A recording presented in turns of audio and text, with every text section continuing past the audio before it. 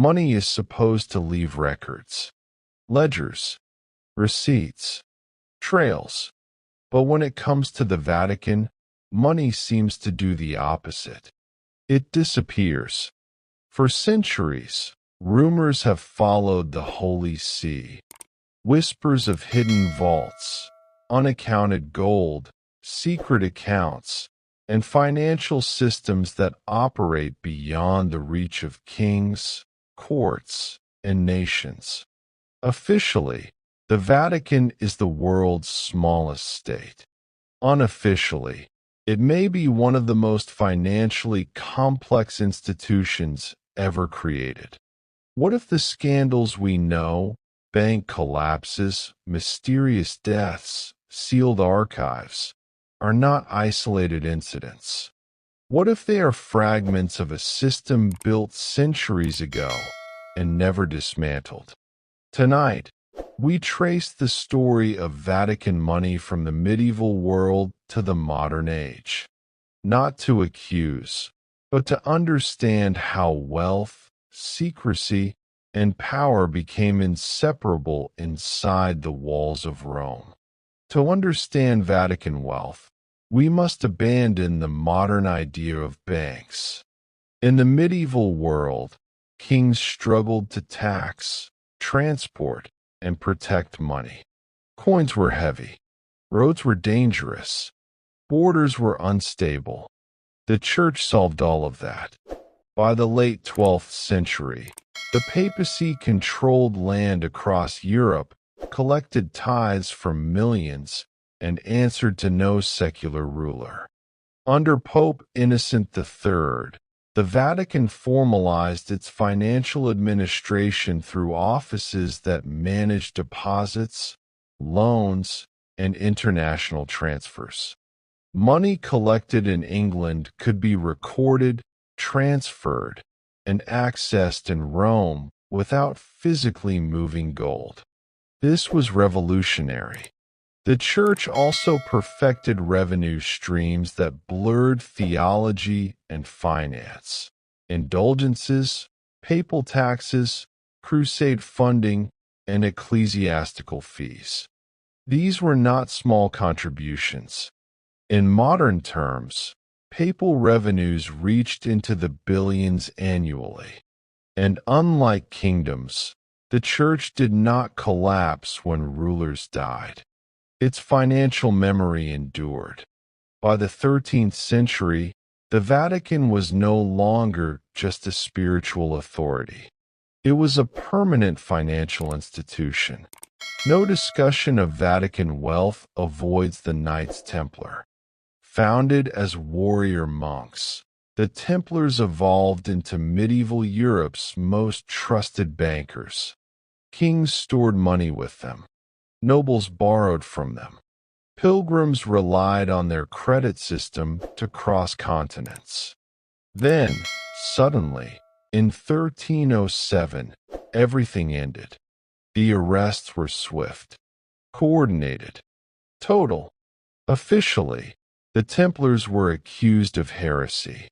Unofficially, they were wealthy, independent, and inconvenient. When the order was dissolved, its assets were supposedly transferred elsewhere. But historians have long noted something strange. There is no complete inventory of Templar liquid wealth.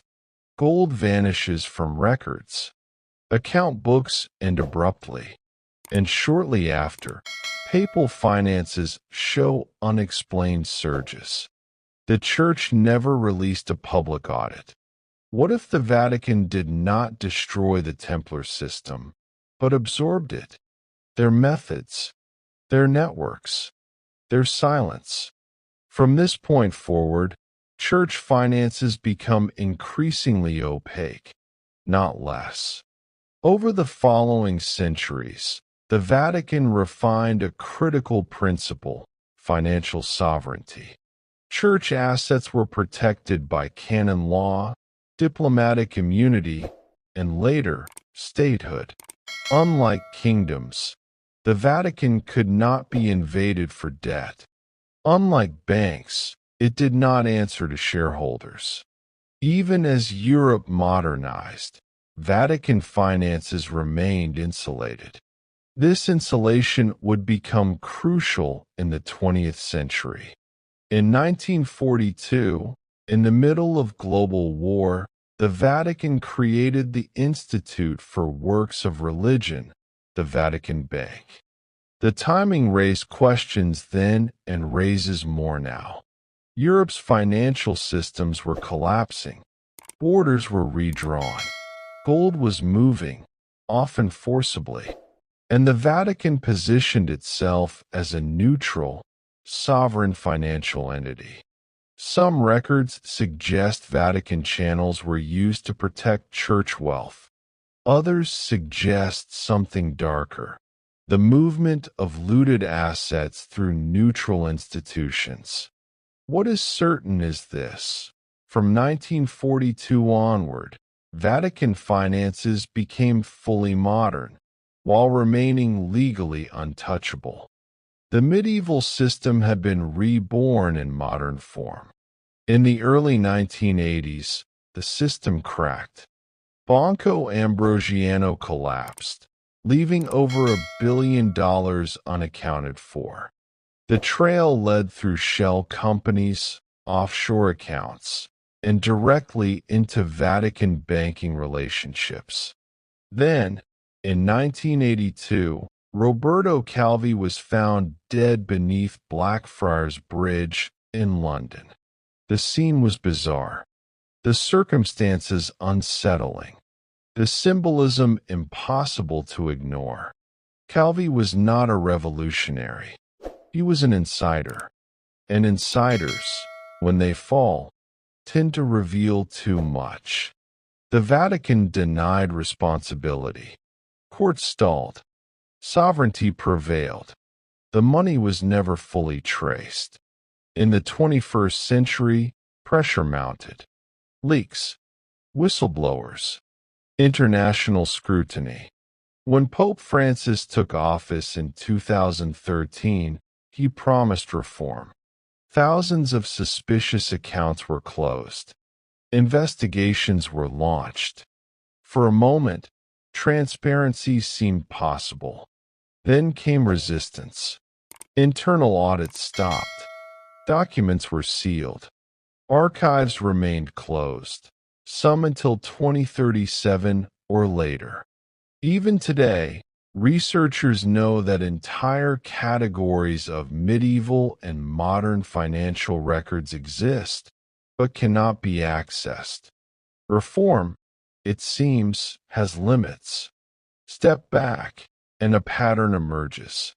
A financial system built in the Middle Ages, expanded through conquest and crisis, shielded by law, faith, and sovereignty, and preserved through secrecy.